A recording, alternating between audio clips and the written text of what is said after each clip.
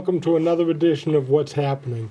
I'm Elliot Margolis, and I'm here with my co-hosts Gail Burke and George Binns, and we're here to talk about the inauguration, President Trump, and normally we would have what's called the top of the page. But I have to tell you, I'm so cranky about so many things that I could do a talk of the page for the next 30 minutes, and then Gail and George would be cranky with me, so we're not going to do that. But we will talk about President Trump. Yes, he is president. And some of the things that are going on that are getting a lot of people cranky. Like, well, Gail, why don't you talk about what got you cranky just today? Okay. This really made me cranky. When they start attacking a president's child, that is beyond the pale. Now, supposedly, when you have the media stating that the children of politicians are off limits, it's a lie. And what they really mean is the children of Democrats are off limits, but that doesn't apply to Republicans. So the latest one, it's about Donald Trump's child, Barron, his 10-year-old boy. One Saturday Night Live, quote-unquote, comedian, whose name is Katie Rich, called Barron the first homeschooled shooter. Another so-called comedian said that Barron Trump looks like a very handsome date rapist to be.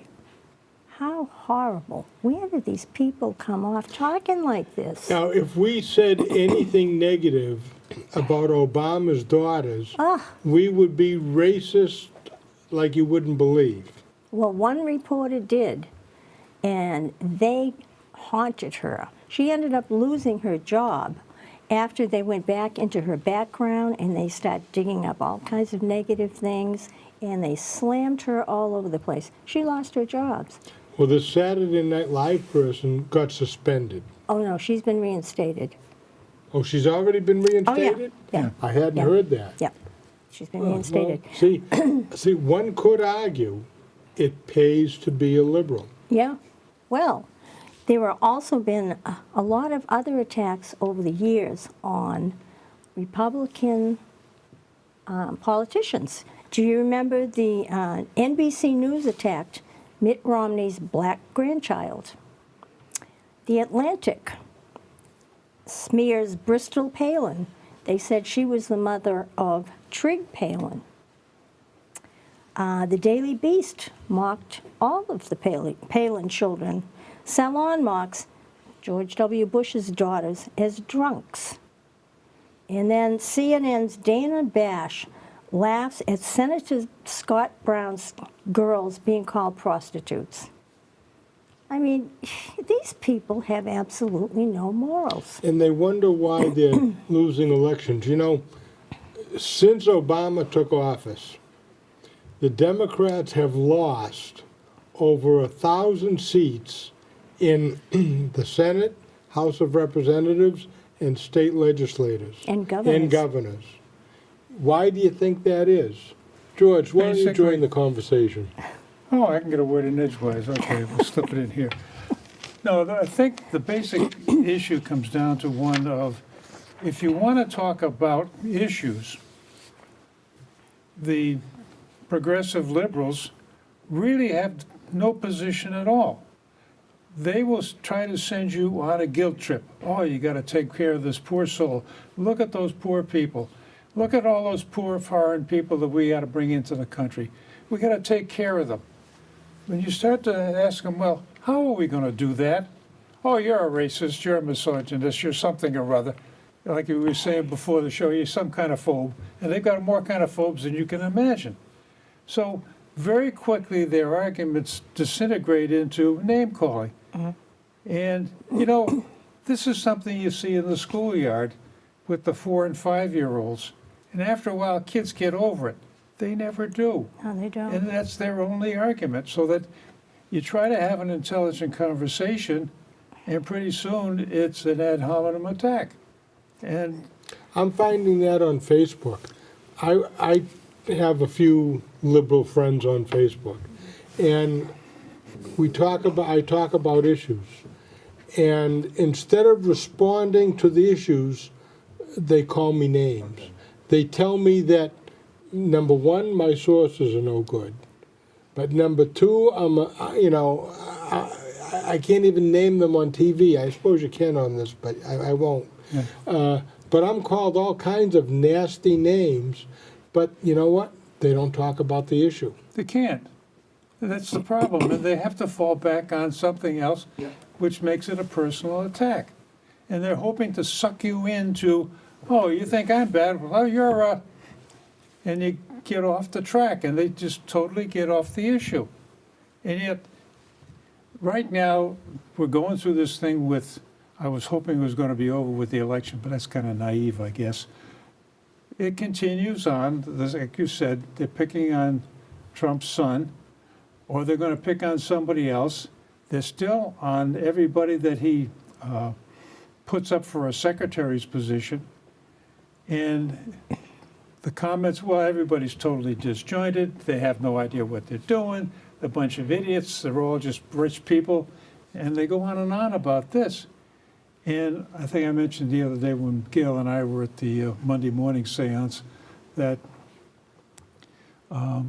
for each one of these cabinet positions, there is what they call a landing document. They're using the analogy of we're attacking an enemy shore. So all the troops that are going to go into the amphibious attack have a landing document as to what you're going to do when you get there. And for each secretary's position, there is a landing document, 100 pages thick. And then when they get there, and they start doing that, then there's another document that's prepared, which is the beachhead document. Now that you're on the beach, you're in the situation, what are you supposed to do? This has all been thought out, laid out, worked out. So it's totally different than what we're used to seeing, I think, with some of the previous administration changes, where somebody comes in, as the saying goes, they were up and running day one. Yeah. It's not like, oh, where's the men's room? Where do we go from here? And who goes for lunch? And who brings the coffee at what time? That was rather sexist of you talking about the men's room. It should be men's or ladies' room. Oh, okay. All right? I just wanted to get the, because if The facilities. if you, there you go. We got to be consistent here. You're Well, getting very liberal. But the thing is, they're not used to somebody like Donald Trump. He comes in, he's been working behind the scenes before he was even inaugurated. He had things ready to go. The one thing that's holding them up, the Democrats. Well, So the so-called the party of no that they used to accuse Republicans being. They're just getting even. That's tit for tat. Well, It see, is. that's what's so childish about it. They were Exactly. complaining about the Republicans being the party of no, Yeah.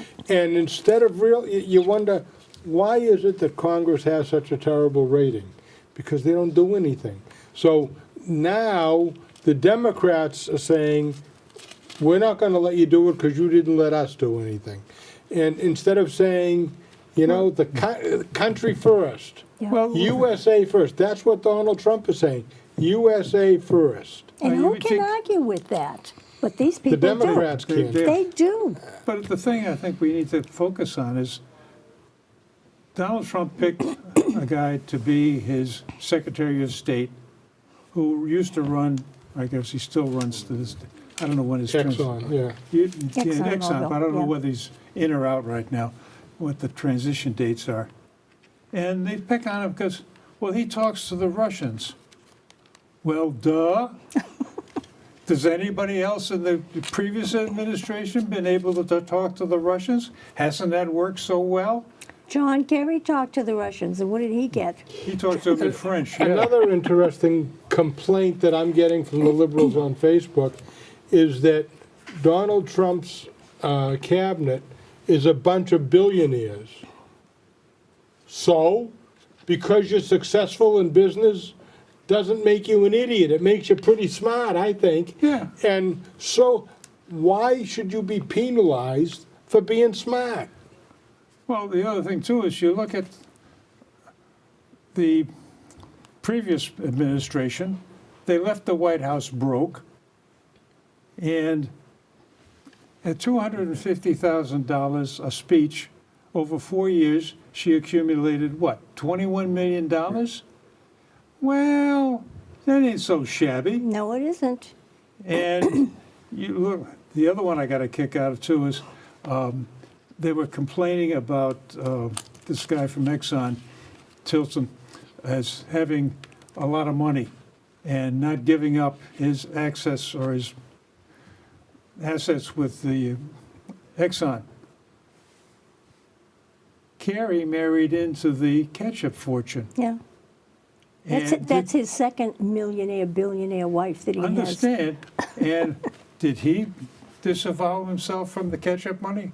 Not no, but Well, there's a different set of rules for liberals than Understand, there and is that's for the Republicans. problem. It's just, Yeah. that's just the way it is. It's a different set of rules. And, you know, when Kerry and Kennedy were both in the Senate together, they were the two richest senators in the country. Yeah. And yet they're the ones that are saying being rich is not a good thing. yeah. It's, Go It figure. doesn't could make you any call it sense. hypocritical? Oh, not me, A no, little no, bit. no. A little they're- bit. No. Well, you know, I don't know if you've heard this one, but there's a group out there called the Voices of Millions. And their job is to either impeach President Trump after just a few days in office, or to have a revote of the election. Now, how ludicrous is this? Well, that's the problem that I think too many people don't recognize what this country stands for. No, they don't. And their idea of history is what happened to the Rolling Stones last month. The whole idea of the Constitution was for an orderly change of administrations. And who's causing the difficulty? And you think about Gambia at the same time.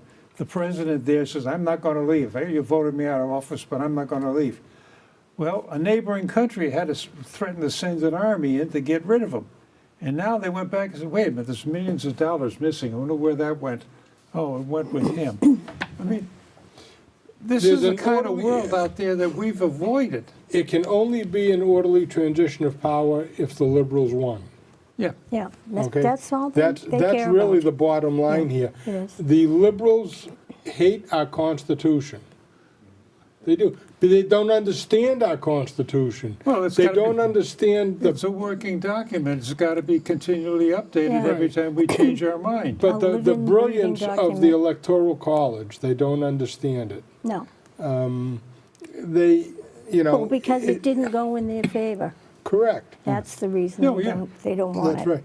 Now they're also making fun of Melania Oh, right. because she has an accent. Yeah, If a Republican made fun of a Democrat because of an accent, if Teresa Hines got to be the first lady, for instance, you know, what a disaster that would have there'd be been. hell to pay. Yeah, but it's okay if a liberal does it. Yeah. I mean, the hypocrisy is absolutely incredible. Well, I think what's happening too is because of Trump has been bringing all of this.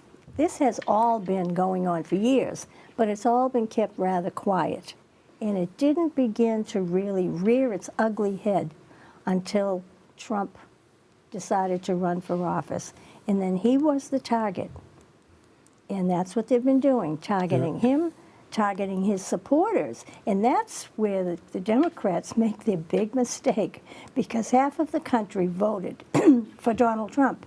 Hillary called us deplorables. Right. Well, okay, our deplorables are going to have their day. And you better watch out. And talking about cabinet appointments for a minute again, Jeff Sessions, okay? Yeah. Now, 30 years ago, I think it was, that he brought somebody to court for voter fraud. And that person that he brought to court for voter fraud was black. Therefore, by definition, he must be a racist. Yeah, oh, yeah. Fact of the matter is that the people that asked him to bring these people to court were also black. Yeah. So here's a case where you're caught between a rock and a hard place. But Jeff Sessions, 30 years ago, brought a black person to court. He's a racist. Then you bring up, I brought up to some of my liberal friends the former Senator Robert Byrd from West Virginia, who was a grand wizard of the KKK.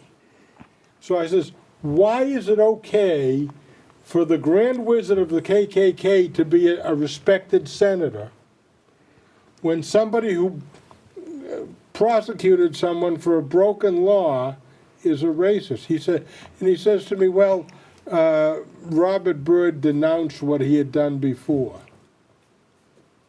He denounced what he did before so he could become a senator. But does he really mean it? Yeah. I mean, come on. And a Republican can't denounce? Well, first of all, Sessions didn't have to denounce anything He didn't because do he didn't do anything. anything wrong. But this is what the Democrats are holding up his... Well, don't No. forget, his middle name is Beauregard. That came up from some brilliant media person. Well, his name is Beauregard, so what can you expect? What? Again, What about Hussein? You know, Barack's middle name. Well, you take both Barack and Hussein, they're Arab names. Right. No, seriously, they Yeah, are. I know Yeah. they are.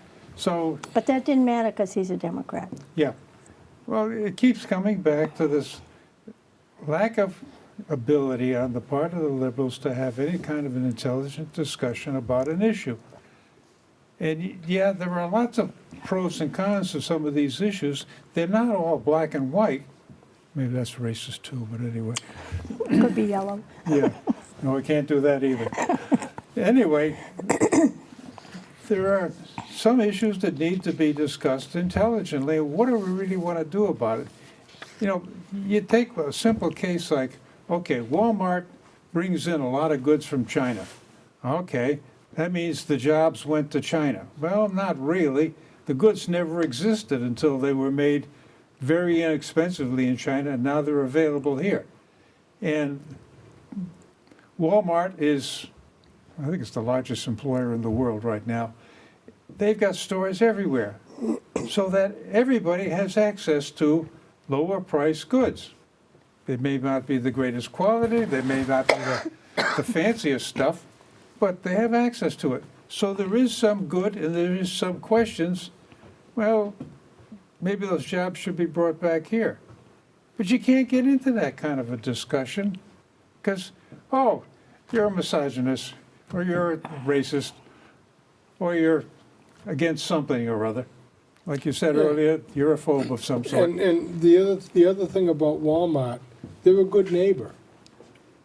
They spend money in the communities that they're in to help the community.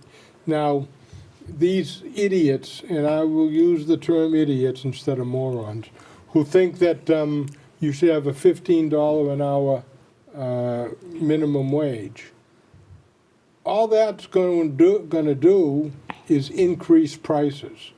So you got increased prices, so you don't have people being able to buy anymore, because if you've got McDonald's and they have 10 employees in there and they all get $5 an hour raises, that's a lot of hamburgers you got to sell. Well, the A other lot more hamburgers. The other half of that story is there's a very good picture of one of these McDonald's where there's nobody there. Just walk up to a Oh, little right. kiosk and punch The in robots. what you want, Right. and you walk over to a counter and there it comes out. It's almost back to, what was that one they used to have in New York? Oh, the The automatic. automat? The automats in New York, where you open up a window and you take out what's right. there. Yeah. But, you know, and people just don't seem to realize, well, my thing with liberals have some good ideas. I'll give them that. They have some good ideas. But what they don't understand is the consequences of their actions. Because it's just give people a raise, and what's going to happen is you're going to lose jobs. or prices are going to go up. Or let's just say you've got a customer service rep working for a company who's making $14 an hour, okay? And that's X number of dollars above minimum wage. Now, if minimum wage goes to 15, then that person has to go up to maybe 18 or 19. Yeah. So there's the trickle up effect. Yeah. And that's, you know what that's going to do? That's going to increase prices. All over the board, it's going to increase prices. Well, the other. But you know why the Democrats want higher pay for people? Because then they're going to get more tax money for people, and they'll have more money to spend on themselves. Like, for instance, what happened in Massachusetts today? Our part-time state representative, part-time, okay, they gave themselves a 40% increase in pay. Now, they're already making over 70,000 for part-time. Then they get per diem. Okay, anybody out there in TV land get per diem for their job? You know what the rules of the game are first. I mean, they get their health care, better than what you got out there.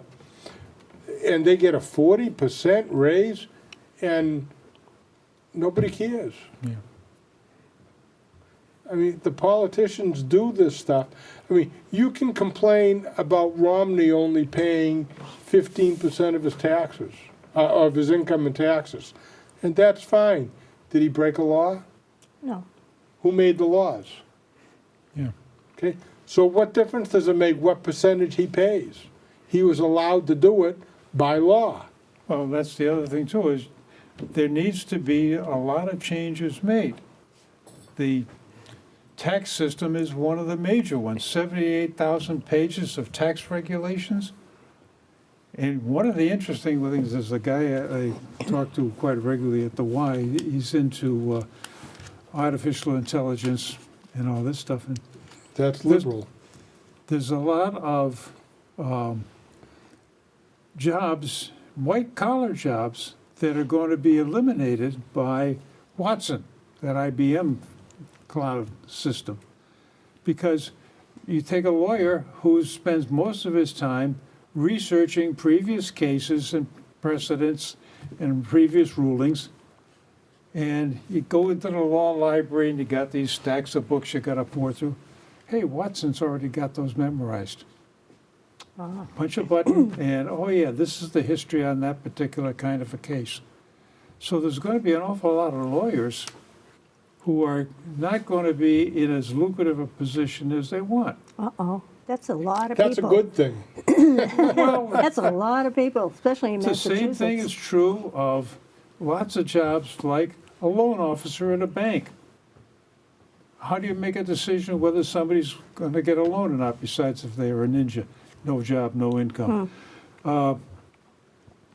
You can go through a whole bunch of things that are going to happen.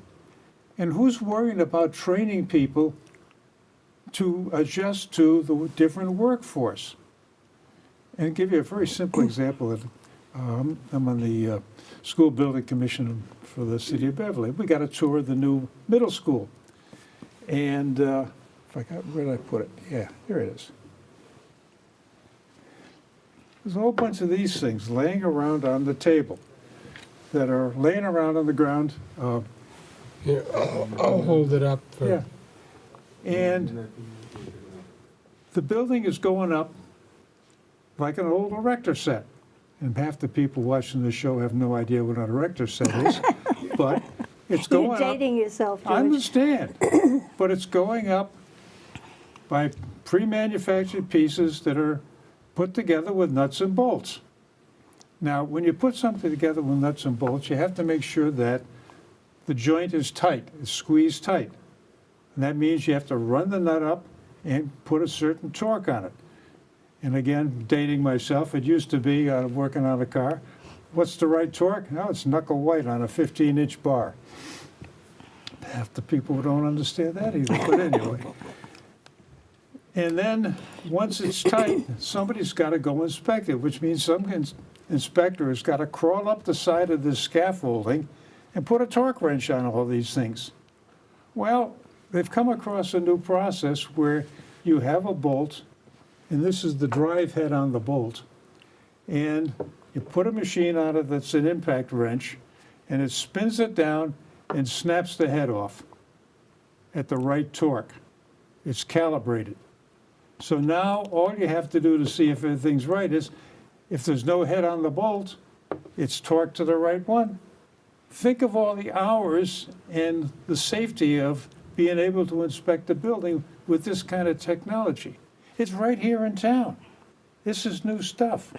George, I'm going to change topics for a minute because we only have about 4 minutes left.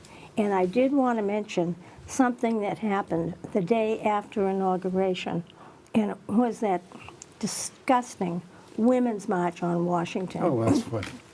The first of all, it was touted as a grassroots organized march. It was not. It was funded by George Soros. We have to recognize grassroots is a division of Soros Incorporated. He's got more than 50 organizations behind him. But there are also these Hollywood celebrities who are up there.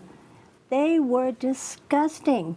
I think anybody that was associated with that march should be embarrassed for the things that were said, the vulgarities, the signs that were held. Well, Madonna wants to blow up the White House. She's now under investigation. She should be. And she should be. I mean, some of the things that these people, these supposedly elitist people that have more money than anybody else, said were disgusting. I mean, they were gross. And you saw Whoopi Goldberg out there with her hat on, all these pink hats. Code Pink was one of the organizations. These are all geared to just drag the United States down. And I mean, and these organizations were all over the world. You remember what I said earlier, that the liberals don't understand the consequences of their actions? Yeah. Let them keep doing this stupid stuff because they don't have a snowball's chance in you-know-where Yep. of winning any more elections Let's with hope so. behavior like this. Yeah. So it looks like we're going to be in good hands for a long time. I certainly because hope so. they're not. They're not in good hands. Absolutely right. So this has been, as usual, a very invigorating discussion. And I hope our audience, I hope our audience will contact us and let us know, what do you think? What is your opinion? We value your opinions. We really do. Send us an email. And one thing we need to emphasize again and again, it's the 5 minus 2. We'd really like to get some other opinions around the table with us. Yeah. So you're welcome to join us. Contact us and we'll have a real debate. And I think it would be a very interesting show. We've certainly tried to bring you run of the gamut shows and all kinds of topics and things that are going on. And, you know, if you have suggestions of a show that you'd like us to do, let us know. So thank you for watching, and we will see you next time. Good night.